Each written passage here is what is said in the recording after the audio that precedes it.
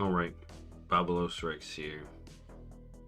And big, mega spoiler warnings, okay?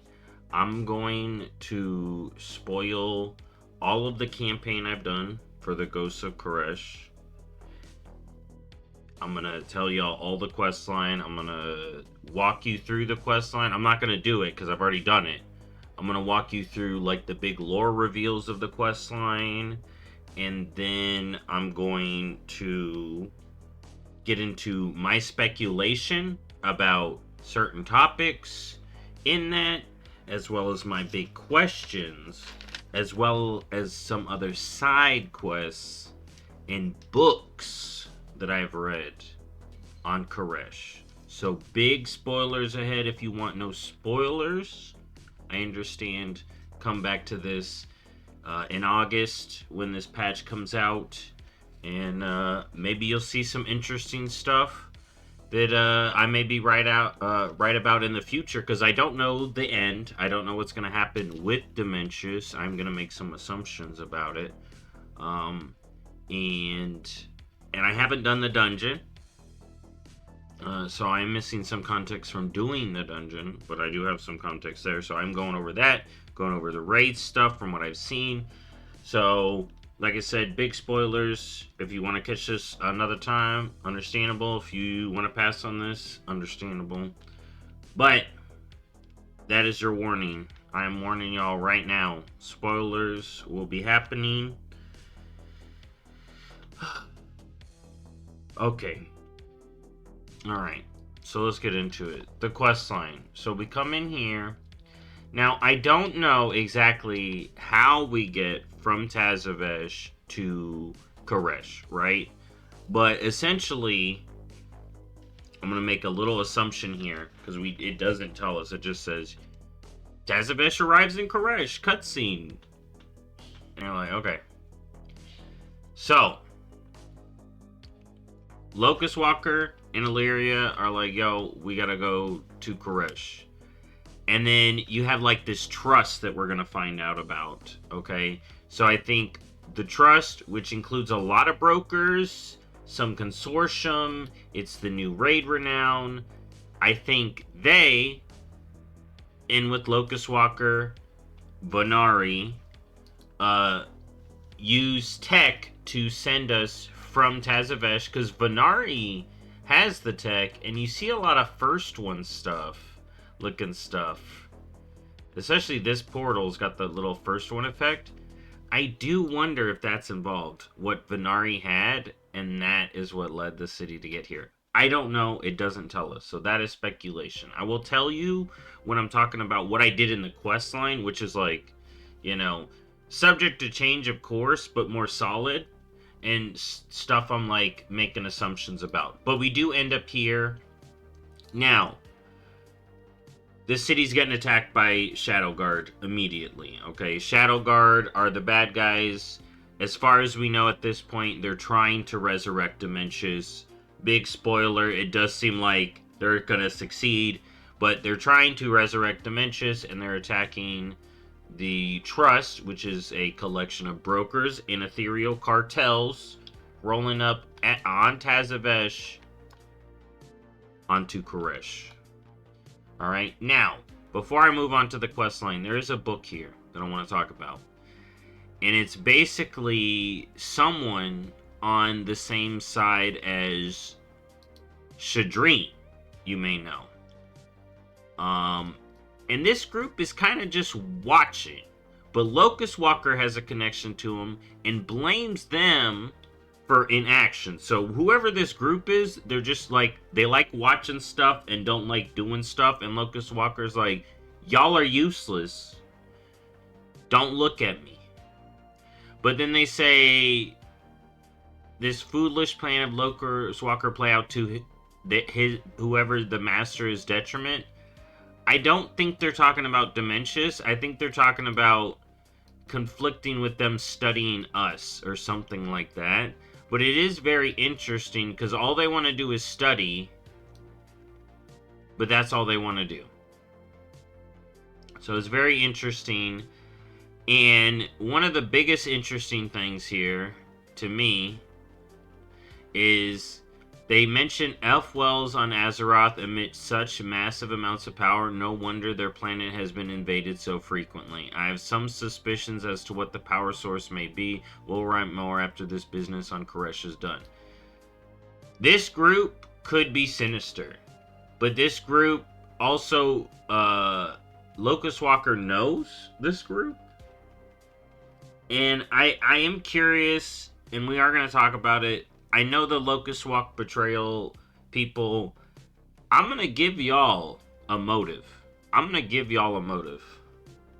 Okay, but I'm going to save it for later because we got to get through. Actually, no, I'll do it now. This group. Okay, this is the only motive that I see for Locust Walker turning on us. If they think our Titan soul, or our world soul being so Titan is bad, Locust Walker may have a problem with that. I'm gonna wait till a little bit later to give y'all why that may be a problem for Locust Walker and what he does in that situation, but let's continue on. So we head over here, we're in Tazavesh, we're working with Locust Walker Illyria to defend the city. Locust Walker has a mysterious ally that he doesn't want to reveal. He says he's gonna, but we gotta help the city. So we go around, we put up these emitters, do all this stuff in the city, yada yada yada. We help the city, we get it. Okay, then Locust Walker's like, okay.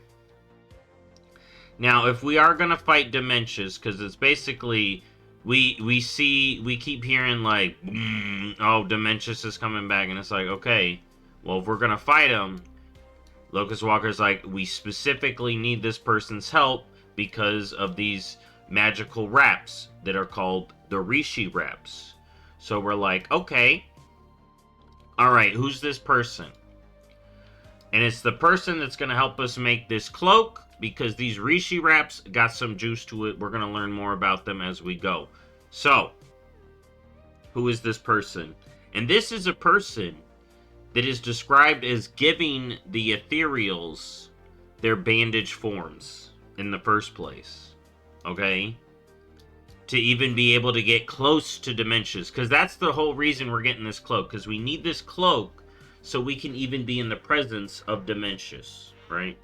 Big Chungus. Here, I'll show you Big Chungus. Big Chungus. Big freaking Chungus, man. Big boy. Alright? So, what are we doing about that? Well, guess who it is? Who gave the ethereal forms? Who is the master of these Rishi wraps? None other than Zalatos herself. It is Zalatath herself, and that is who Locust Walker is reluctantly, to him, working with to stop Dementias. Because we are going to find out the original war with Dementias, one was called the Devouring War, okay? Alright. And two, Zalatath confirmed Harbinger, or past Harbinger of Dementias, basically the Silver Surfer to Dementias is Galactus. Alright, like I've been saying for a while. But that's confirmed here.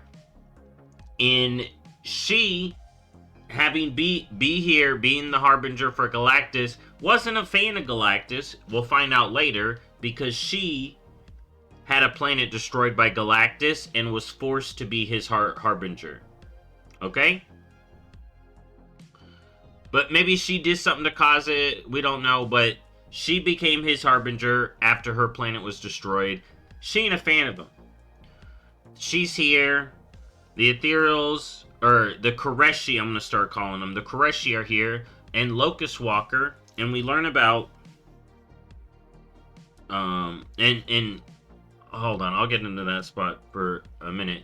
But we learn about this Devouring War. We learn about Zalatath being the Harbinger, being the one that gave the Ethereals the form, the Rishi wraps, and we got to get these Rishi wraps, okay?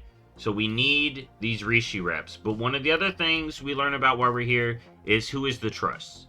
So again, the Koreshi Trust is this group of brokers and ethereals, including Consortium and other members. Even Cartel Zai is here. Here, I want to show y'all that. So, Zai's got a new cartel leader, and he kind of just chilling. Zai Olem. Alright. Just chilling. Alright, I wonder who that could be. I wish it was Zai Galley, but it ain't. So, we're over here. We're teaming up with the Trust. But Locust Walker's like, yo, we need Zalatap and we need these Rishi wraps. And he's like, okay, someone else is here. We need to go see so we can get the Rishi wraps. So we head over to this next little area down here, okay?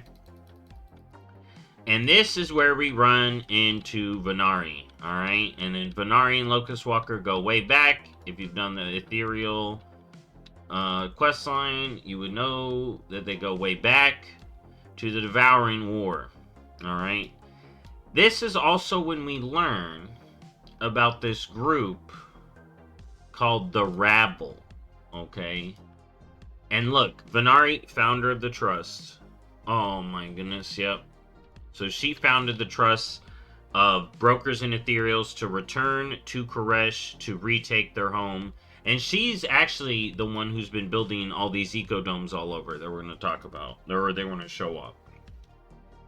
So, we head over here, we learn about Venari, we learn about the Rabble. We learn very little about the Rabble, but we learned that the Rabble was the group that Zalatap teamed up with to fight Dementias, because she was secretly helping this group because she wants to take out Dementias.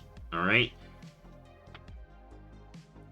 So, alright, we get the Devouring War, we learn who's on whose sides, but Locust Walker at this point is clearly hiding something from us, okay? He is hiding something from us. Venari knows it, Zalatap knows it, Illyria doesn't know it, and we don't know it. And Venari and Zalatap, they're like, bro, you gotta tell him. Just tell him what you did.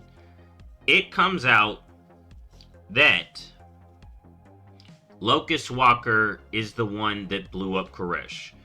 It turns out Dementias didn't blow up Koresh. Dementias was going to eat Koresh. And then it was Locust Walker who was like, yo, I'm gonna do this thing with the Rishi wraps that we learned. We learned there's something with the Rishi wraps to basically destroy Koresh, but destroy Dementias at the same time. But something happened. It didn't go to plan. And the planet was destroyed, and Dementias was just kind of like dispersed, not killed. Okay? So, that's the big reveal. Locust Walker's like, man, it sucks. And then Illyria's like, I knew you've been lying, you a liar. And then she don't trust nobody at this point. And that's one of the things that makes me think Locust Walker won't betray, because he's got no trust right now. No one trusts him. Everyone thinks he's a liar. But this is also where I'm like, overall, he could become a bad guy. And that moment could be if he this is theory, okay? I'm going into theory for the Locust Walker betrayal people. He could say, oh, our planet's too Titan. We gotta destroy it again. Because he's done it before. But he really regrets that action. He is literally getting tag teamed by 3 women obliterating him. His voice is like, man, oh my god, I'm so sorry, oh my god. Like, he is just berated. He is just, yeah, he is down in the dumps. He is upset. He's trying to get all these people together because the goal, he's focused on the goal, which is defeating Dementias. Alright? That's his goal. So, that comes out. And then this is also when we learn about the Oracles, Koresh's world soul, okay? And who the Oracles became. Because it was the Oracle's involvement that made it so Locust Walker didn't do the spell with the Rishi wraps to destroy Dementias. And remember, this is when Locust Walker, Venari were a part of the Rabble. right? They are part of the rabble. And that's the thing. I don't know much about the rabble. They're going to be my big questions. But we learned that the rabble, there's people in it, and Venari and Locust Walker are one of them. And that's the group Xalatath teamed up with. So now, the Oracles, who have now become the Wastelanders, used to be the speakers to the World Soul. Okay? Because Koresh is like a super advanced Civ. And we learn throughout this quest line and through other lore objects that this Devouring War took place hundreds of thousands of years ago, actually. So it does seem like they it's like a soft retcon of the BC quest saying, oh, the Crusade, many thousand. Many thousand. Hundreds of thousands. They have now made this hundreds of thousands of years ago. So I was right with how they were talking about this. I'm so happy about that. But yeah, so this has happened now hundreds of thousands of years ago. This Devouring War. Now you could be like, timey-wimey, twisting it. Yeah, you know, it is what it is. We don't know. So, this happened a long time ago. Ethereals are basically immortal. We'll talk more about that. But yeah, this is when you learn about the World Soul, the Oracles, how long ago this happened, and the Wastelanders. And we also learn about Untethered Space a little bit here. What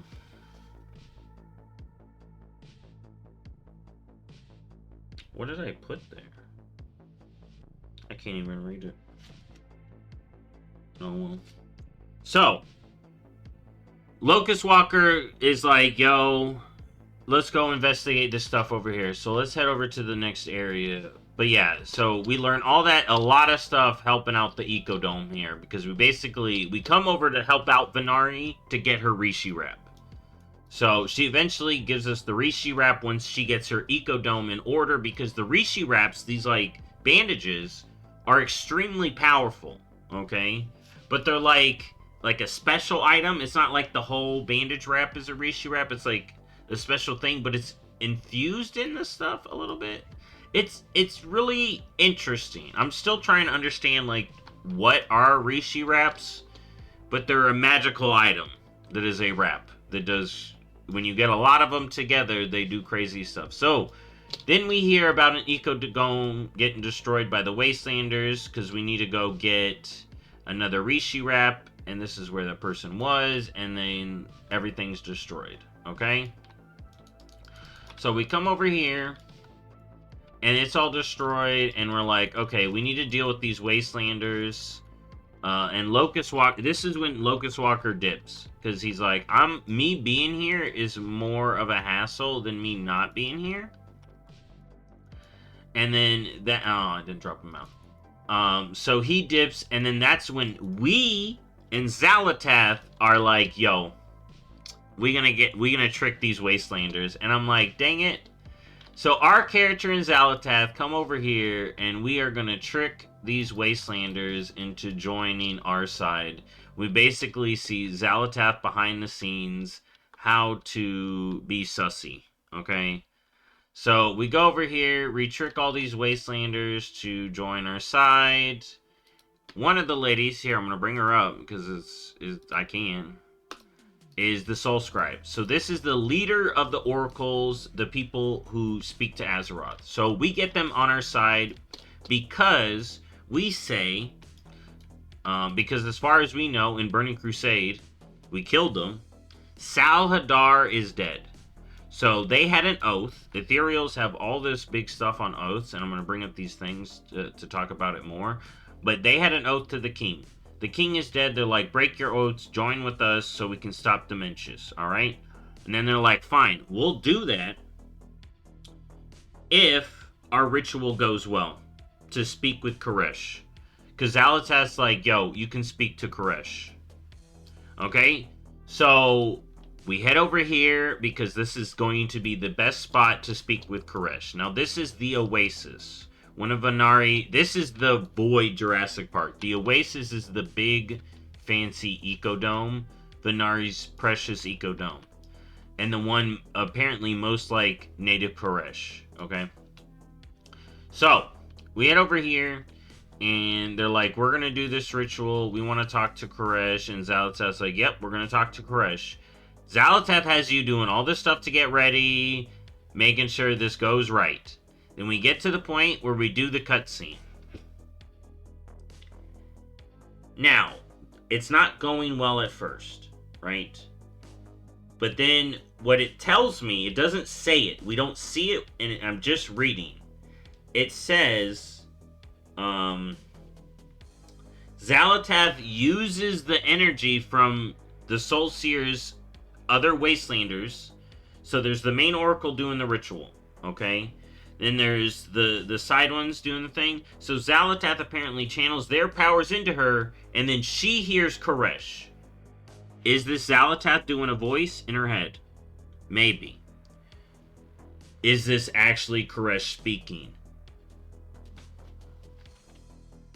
Let's go back to the title real quick while we're here. Ghosts of Koresh. When you think of ghosts, we're thinking brokers, ethereal. They're literally ghost people, okay? The Koreshi. Koresh, which we now know is a world soul. And you're like, yo, is he dead? Is he a ghost? Is his ghost? I mean, world souls are kind of a ghost. And then I'm going to tell you about a lore book I read over here that's very interesting when I bring up the books. But yeah, so it's very interesting. Until I see it and play it, and they actually show me, we may not know if she actually hears Koresh or not, but she thinks she does. So she sides with us, okay? So she sides with us, and we're like, good.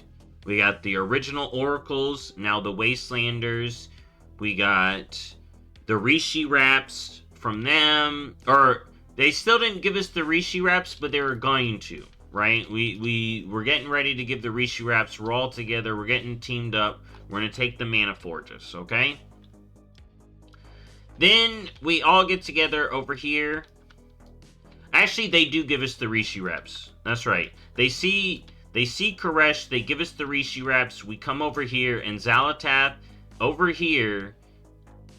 There's more Illyria, arguing with Xalatath. Oh, this is wrong. Oh, I don't like working with you. Now she's mad at Locust Walker. Don't trust him. And she's skeptical of Venari, but we can be like, yo, Venari's cool. Because I think Venari's the realest person here. Okay? So, this is when Xalatath makes us our Rishi Raps. Alright? And this is when we can start phase diving. This would all be done. All of the stuff I described to you would be done in week 1. And now you can start phase diving, do all that fun stuff. Okay? Even get the Oasis online going.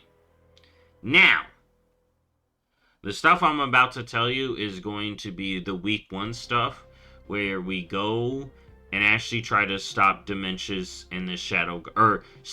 This is when we go to try to stop the Shadow Guard from reviving Dementius, right?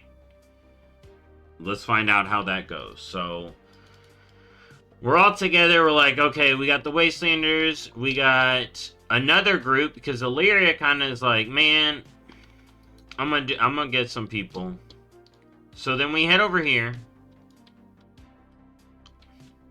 And this is where we get some interesting stuff. So, Illyria has called in her team. Alright, we got the Void Elves. The Void Elves have pulled up, including Master Umbrick himself. What befell Koresh is terrible, but there's much to learn here, lest we too suffer the same fate. Now have you come to learn of Koresh, or to support the Renderai? Alright, so they're here. They've pulled up. The Void Elves have pulled up. Illyria called them in. And this is where we get stuff I'm going to talk about a little bit later, but the Demon Hunter questline, which could be interesting. But then we're all together, all the forces together, and we're like, all right, we're gonna attack the Shadow Guard forces. So we push forward. We do a bunch of stuff here, getting ready to stop these forges, and that's when we start attacking these forges, right? We do one, fine. And then I think it's either the second one or maybe it's the last one. But it's like during one of these, it's like, uh-oh, the Shadow Guard are doing something we didn't expect. And remember how I told you the Wastelanders had an oath to the king, and it's very obvious. Like, when you're playing it, it's, like, kind of obvious, especially when you're going to see the journal, that it's like, yo, I don't think that dude's dead. I think he's back. And he is! So the king, the Nexus King Saladar that we killed in Burning Crusade is back. And he got a glow up. And it turns out, you know, think about it. Nexus Princess Kaiveza. We've been dealing with Nexus Prince Azir. Which, I'm going to tell you right now, you don't see Azir on the list. Because he gets got. He's the one reviving his father and gets got while we're here, okay? But then, of course, we got the other Nexus Princes. You got Kaiveza. So he's back. They've been reviving him. And now, when he hits the field, the Wastelanders turn. The Soul Seer dips. And it's kind of funny to me. I'm going to describe this funny moment because it's seriously funny. And hilarious to me. So she dips, she runs off with Saladar, and they're gonna go revive Dementia's. Mwahaha. Okay, and we gotta stop them, right? They've been a little bit delayed, but we gotta go get it, because Big Boy is coming, okay? And then that's where the questline dips. We can't do the raid, and we'll talk about the raid stuff. But yeah, he's back, they leave, big reveal, and what else was I gonna say? Yeah, that's it. He's back. Kaiveza's doing her thing. And then we're left. Oh, the funny part. So, the Wastelanders turn on us, and then it's us and Illyria with these 6 people that we kind of got a little backstory for, so I felt kind of bad. But these 6 people turn to us. And I'm like, we're going to attack you. And Illyria's like, don't do this. And they're like, we don't care. We are bound to our oath. And then Illyria one-shots all 6 of them at once. And then, like, 2 minutes later, she comes out here. Because I was worried about Locust Walker. He's alive. He's fine. He's out here. And then Illyria's like, I'm so sad we lost so many allies.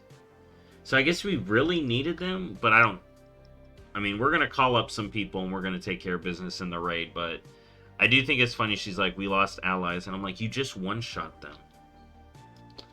We didn't lose much. So, that's where it ends. We head up here. And here we are. Here's where the quest ends. You have promises to keep. But yeah, this is where it ends. You can do a stay a while and listen. I must talk to you before we cross the threshold, Windrunner. When you behold the Void Lord, you will understand. You will know why my actions were necessary. No, Locust Walker, I won't. You became a monster to defeat Dementias. You sacrificed your world, your loved ones. I would never do that. There was no other way! That's what you keep telling me. We lied and manipulated our way to this victory because that's how she does things. You think you've escaped the void, that you are his master. But every dark whisper in my head confirms that you are lost, you are the void's creature, no better than Xalatath. So she's just calling him out. Windrunner. Oh. So he could... She's like, I will follow Godfather in the Manage Forge for Azeroth, for Kresh, for all the worlds unknown, that we will spare this cruel fate. Then we are done. You're no longer my teacher, no longer my compatriot, no longer my friend. So, if he goes bad, he's already on the team. We don't like you. Lead on Dementius awaits. And, yeah, she called his ass out. That's why I said, if he just goes bad, it's whatever. You know? I just feel like he knows he fucked up, and he's like, yo, lady, when you see this guy, when you see how... Dude, he's the size of Stormwind. I was like, yo, because he basically had Sargeras' decision, right? He made the same decision as Sargeras, right? So as much as you fault him, you fault Sargeras, which, I mean, Sargeras did, was wrong too in that minute, because it's like, hey, let's take a second, hold up, what are we doing? But he had a giant dude trying to eat his world. Xalatath, the closest one to Dementius, was like, yo, this is a sound plan. The only problem is that it didn't fucking go off to plan, you know? I mean, maybe there would have been a better way, but like I said, he's already on the shit list. That's why I don't think he can do a big, haha, I betrayed you all along. The only one who I think can use him now to not really betray Illyria, because if anything, this is, now we're getting into speculation. I told y'all the quest line, we're going to get into the books, but what if it's the Void Elves? Because here's the thing. As wrong as he is, the whole quest line, she is just raging. She's just raging. She is going off, and you're just like, man, can we just beat Dementius, please? Can we just beat Dementius, please? If we did what she wanted during this quest line, we would not be here. We would not be able to get in. Because she didn't want to use the Rishi rep. She didn't trust Xalatath. But now because of Xalatath, we literally have a chance to fight Dementius. And that's when I'm talking about motives, right? We need to talk about motives. I'm trying to keep it simple. That's why I was like, that's what led me to my earlier theories about Xalatath having turned on Dementius. These ones came later. When I put it together, that why would a Ridicron give her the Dark Heart if she was going to blow up the planet? For a Ridicron to team up with Xalatath, their goals had to somewhat align, right? Otherwise, a Ridicron wouldn't have given her something that she could use to blow up Azeroth. A Ridicron wants Azeroth free. That's what he wants. He's almost... You know, we may have to get into, and Iridikron was right at a certain point. He wants to free Azeroth. Maybe he is working for Azeroth the most. Because he's like, I want to remove the Titan filth from the planet, which he's like, I want to remove the Manifold. I want to remove the World Core. Stop charging your freaking stuff off my planet. You know? He would side with the Void, but it's interesting, the Void he would side with, because again, we're learning, like, not all the forces are bad.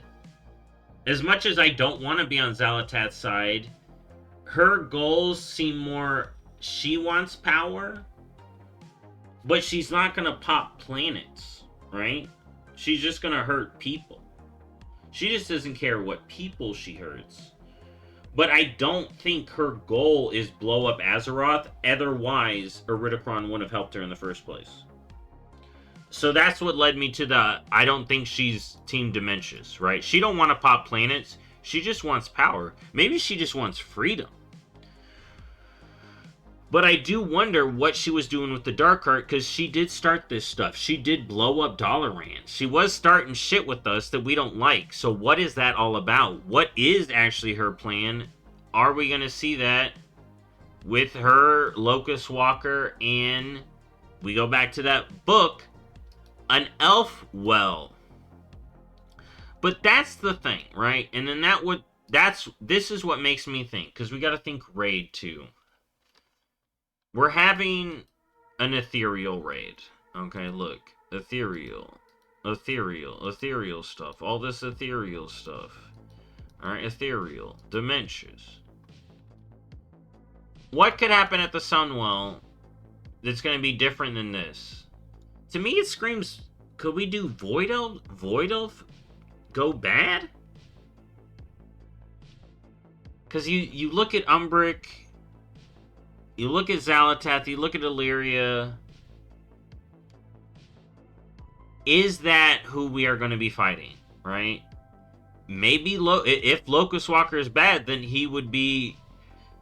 If anything, right now, he's being manipulated through Illyria, and then we hear about those ethereals. I don't know. Because I'm really trying to think of how we do this raid. Another purple raid. Because it really feels like Midnight's first raid is Sunwell. They literally talk about Elfwells. I don't see where else we go for a raid, but Void Sunwell. Because if you read the description of Midnight, the elves get back together. What is one thing been set up for a long time? Void elves go to Sunwell. Sunwell goes Void.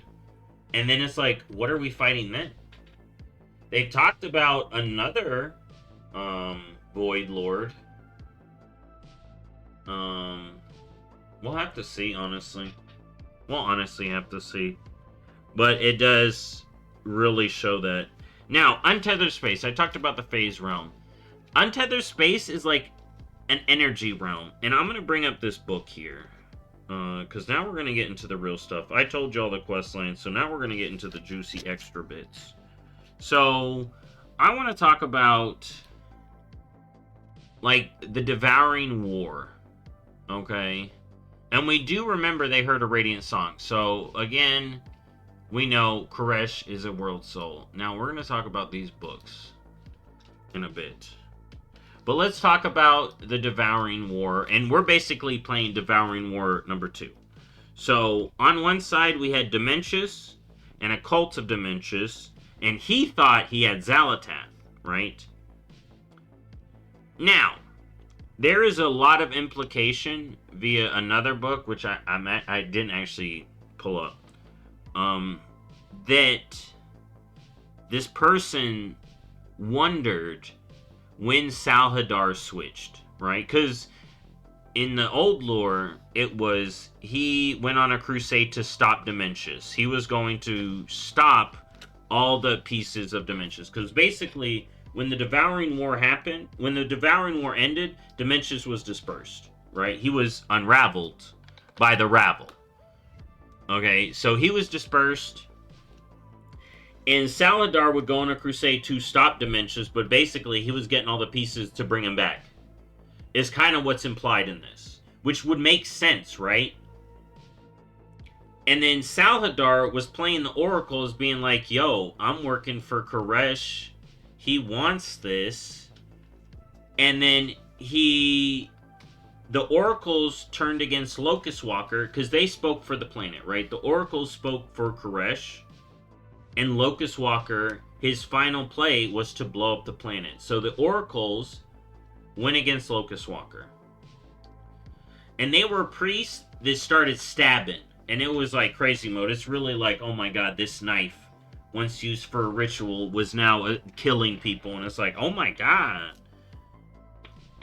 And that's the interesting part about ethereals, because ethereals don't even talk about, like, killing. They talk about being unraveled. Or not, like, it's something like that. And then you untethered space, right? The bandages holding you together aren't there no more, and you go into this realm between life and death. But it feels very arcane-y, and then when we talk about the energy levels, it gets really interesting. But let's get back to the war. So it's Dementius, his cult, possibly Salhadar, and then the Oracles got turned to his side because they were confused. But Dementius thought he had Xalatath on his side, but she had turned on him. She had helped the ethereals use this Rishi Rap. At some point, she was helping the Rabble. So the Rabble would have been founded at some point either before or during the Devouring War. So Xalatath teams up with them, uses the Rishi Raps to give ethereals their forms, okay, so that they can fight Dementius. Okay? That is how that plays out. And then Locust Walker's plan, and Venari was a part of this, the Rabble's plan was to blow up the planet to kill Dementius. Locust Walker did it, but it didn't go off to plan, and here we are today. Alright? Now, what I wonder is, did Xalatath show up before Dementius, all Silver Surfer-like, and then that's when she started scheming with the Ravel? You know, early on? And again, to me, it does seem like Salhadar was already for Dementius. Will we find out he was the one who brought Xalatath to bring Dementius? Is Dementius summoned by people worshiping the Void, and then he goes to eat a planet? You know, that's some questions I have there. But that was the previous Devouring War, and again, it does. They've told us in quests and NPCs in the game that it happened hundreds of thousands of years ago. How many? We don't know exact. They don't give us an exact, and one person uses eons, and I'm like, come on. So, we also know that Koreshi was highly advanced. How advanced? Well, let's get into their cosmology. Actually, hold up. We were talking about Void Elves, and I didn't talk about the Demon Hunters. So, let's talk about this Demon Hunter group, then we'll get into the books.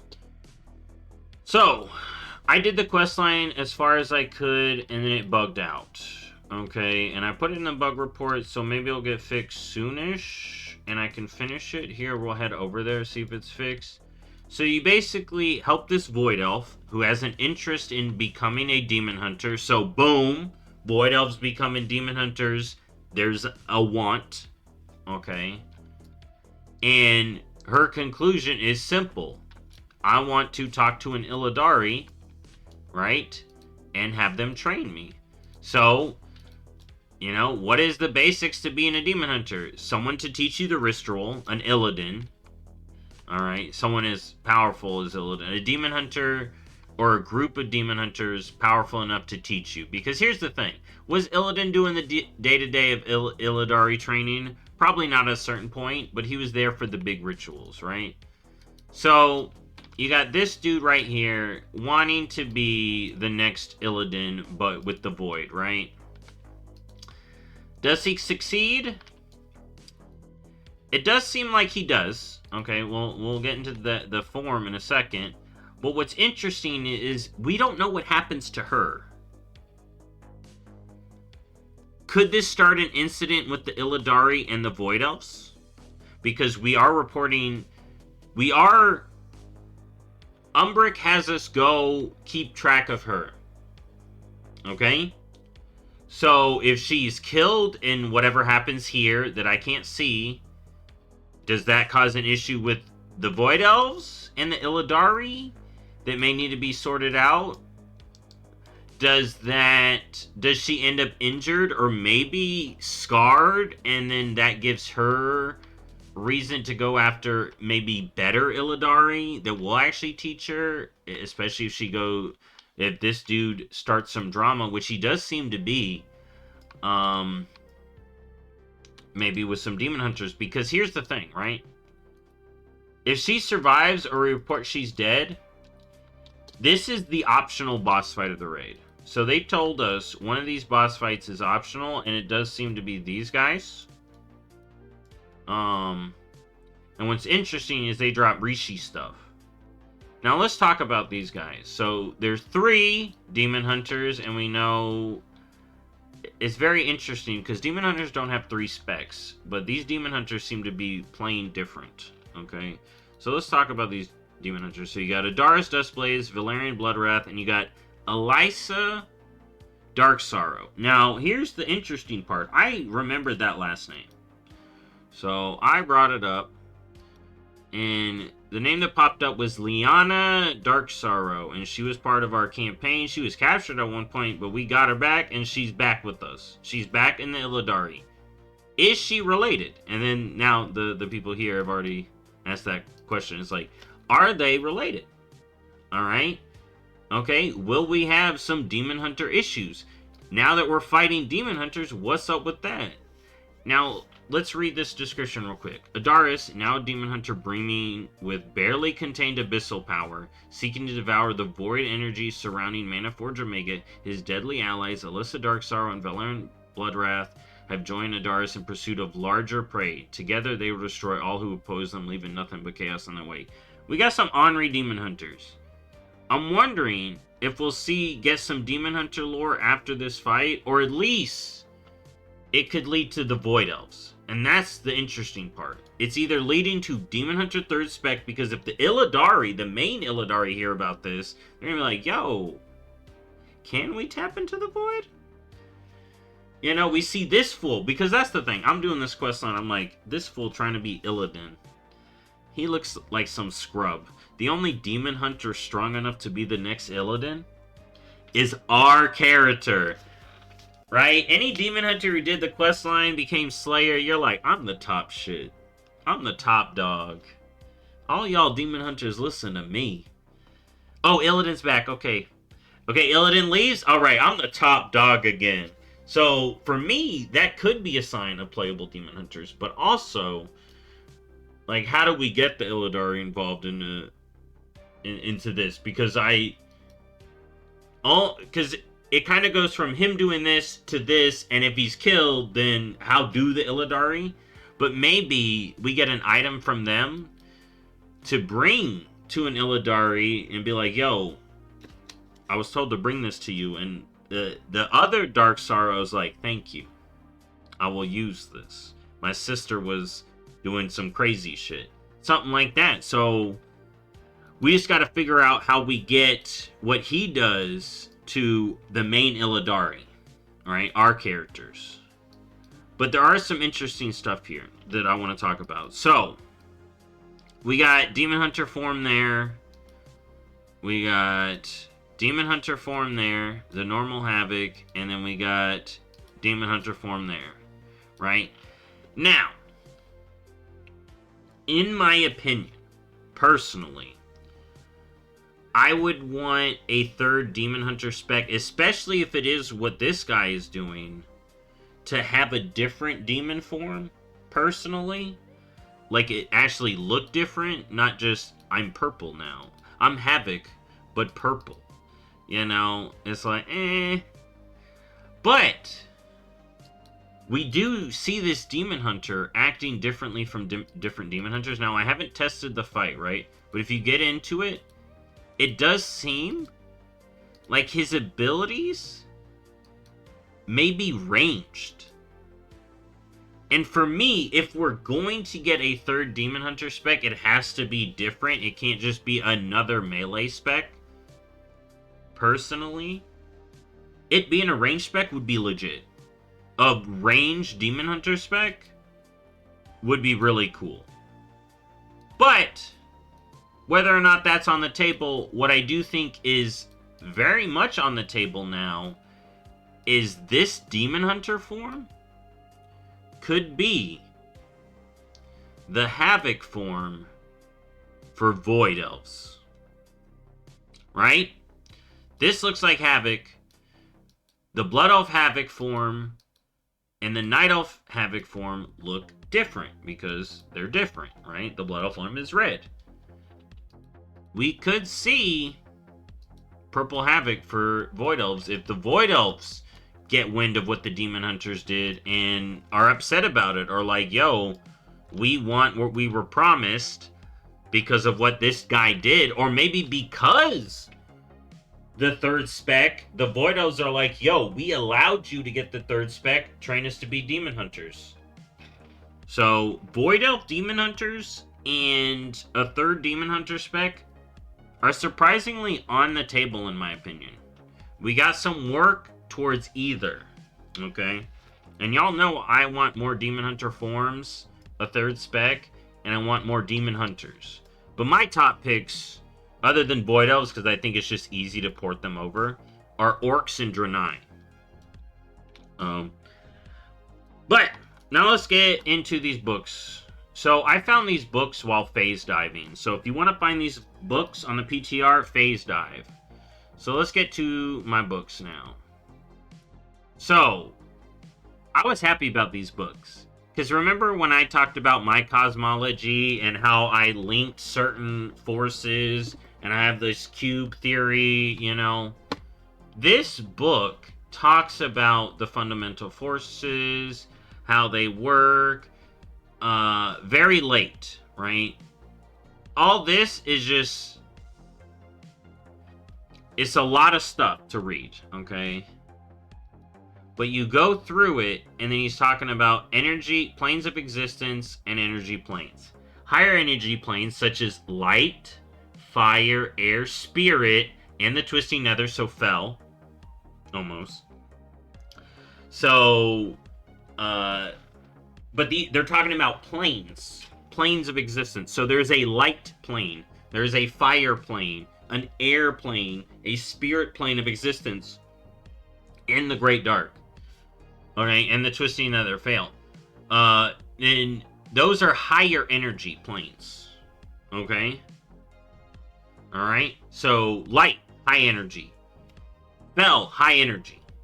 Okay, spirit, which is kind of like life, high energy.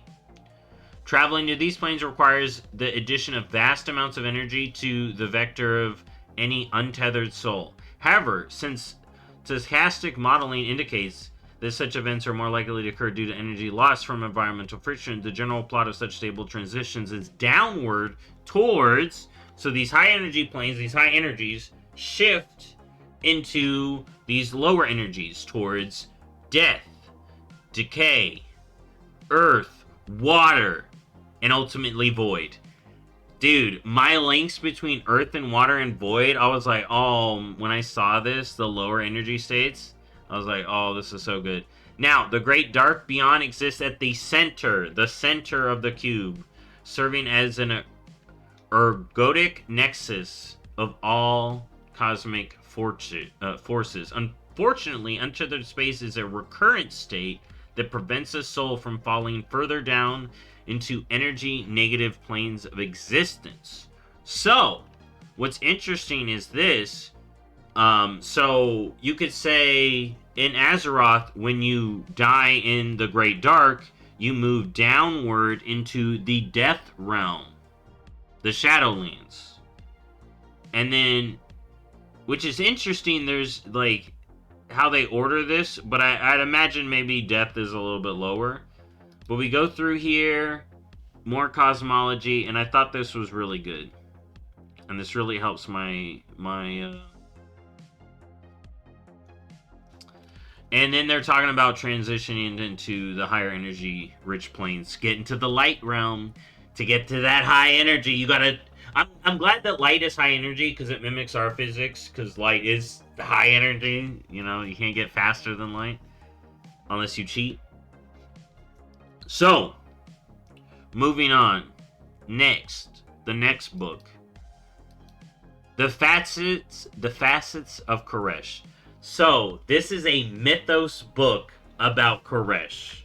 I want to read this one, because this one is very interesting to me. And I really want the World Soul to still be around kicking. That would be really cool. Maybe the World Soul consumes Dementius. Merciless Koresh of the Wastelands. When Koresh emerged from the great dark beyond, there was nothing but sand and wind. The air was rank, and no seed found purchase within the soil.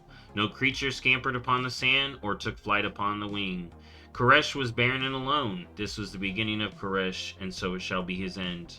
Koresh has grown more generous, but merciless Koresh remains to test us, to remind us of what we can lose should we waste what he has given us. We must know how far it is possible to fall. Now, this was at a book in untethered space in ruins of old Koresh architecture.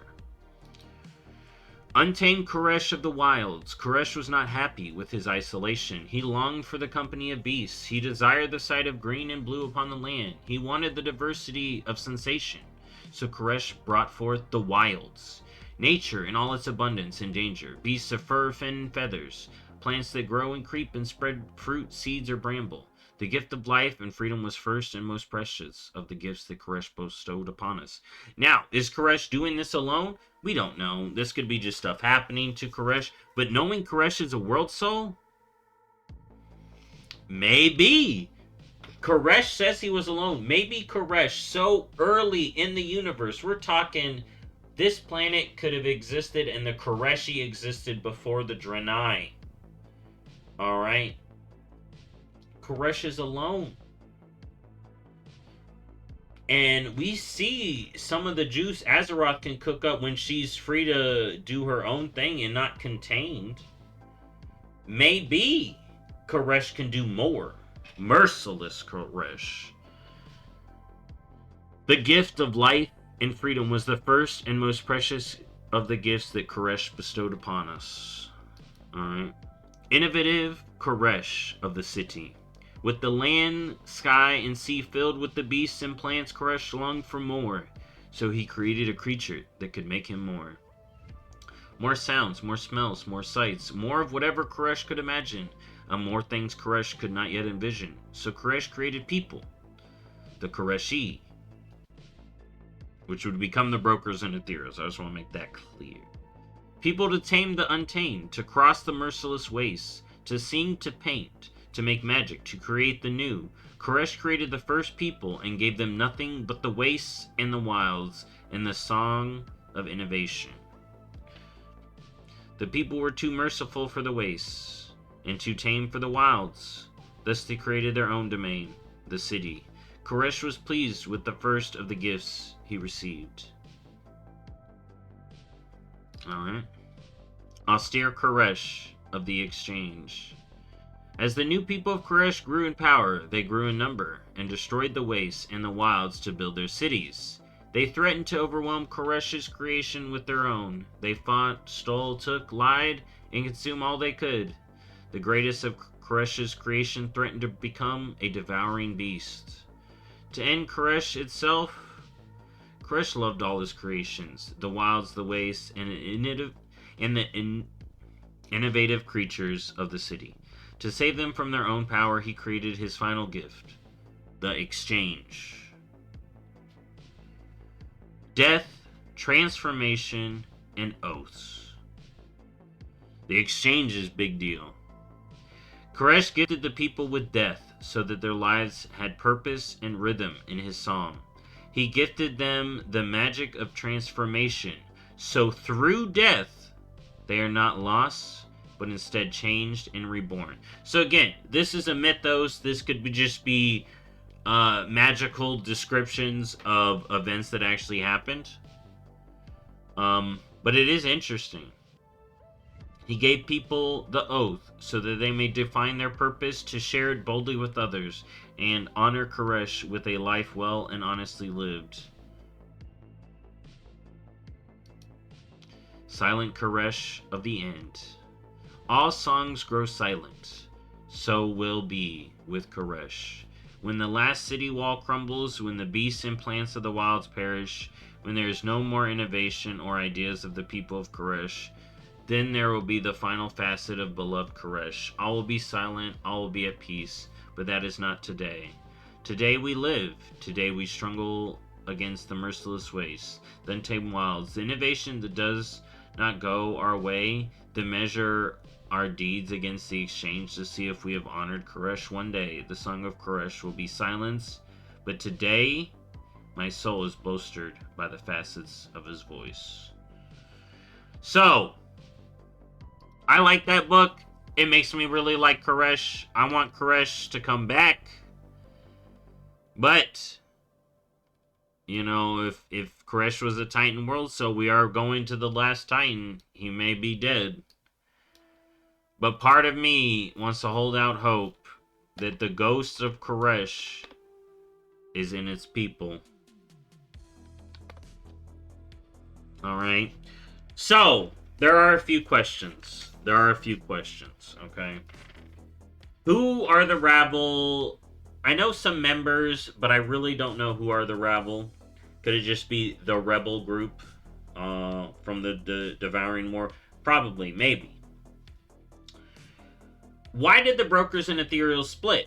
Right? It's described that the brokers are the same as ethereals, aka the Koreshi in energy form, but the brokers, to exist in the Shadowlands, have to wear a different suit. But when we get into this energy levels, it really makes me think the brokers, you know, kind of ended up in the Shadowlands unintentionally, but were able to use the Rishi wraps to build new suits to pull themselves together in the Shadowlands and build up what I think, and that's the next thing, right? When you go over ancient Koreshi architecture here, it really makes me think like, okay, so what are we talking? All right, let's look at the architecture, right? It does feel a little bit like some assets we've already seen, so I may be reading a bit more into this. And then you got Venari making the ecodomes, and these ones looking much better. I do wonder if there was a connection, if the brokers and ethereals were able to, connect, which is why I think the brokers were stuck in the Shadowlands. I really do, because we don't see the brokers and ethereals react until just now, until the trust is formed, right? But it would be interesting if that was the case, if Venari kind of made the first ecodomes. Because she is very, like, the first thing she did coming back is, like, ecodomes. And you're like, dang. All that time in the mall, she's like, I'm building forests, okay? But also the architecture here. Because we barely see ethereal, like, true ethereal architecture, it really makes me think brokers are the continuation of Koreshi architecture. I feel at this point, and I think that's kind of cool. All right, so if we want to look, maybe a look into ancient Koresh, we look a little bit at that, because their planet where all the buildings are is kind of like we're not getting much, but I think that's cool. So the continuation is there. Here's my big question. Because of how long ago this has now been pushed back, I really think after Xal'atath did what she did here, that's when she hop ship to Azeroth, and we see the questline and the lore walking play out, where the old gods are... N'Zoth's like, I think she's a sussy. I think she's only in it for herself.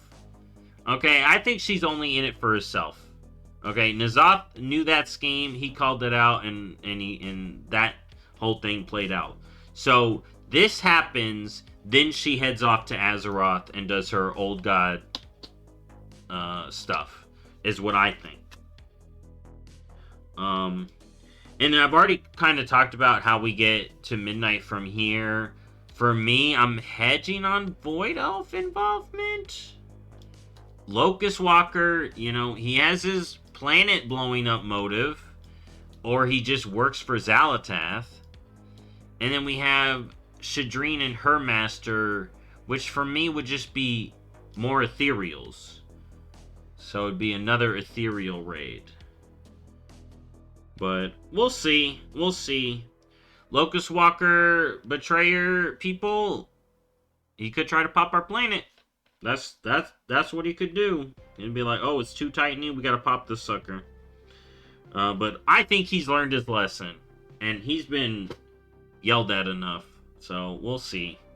Anyways, thank you for watching this extra long lore rant. I'll see y'all next time. Bye-bye.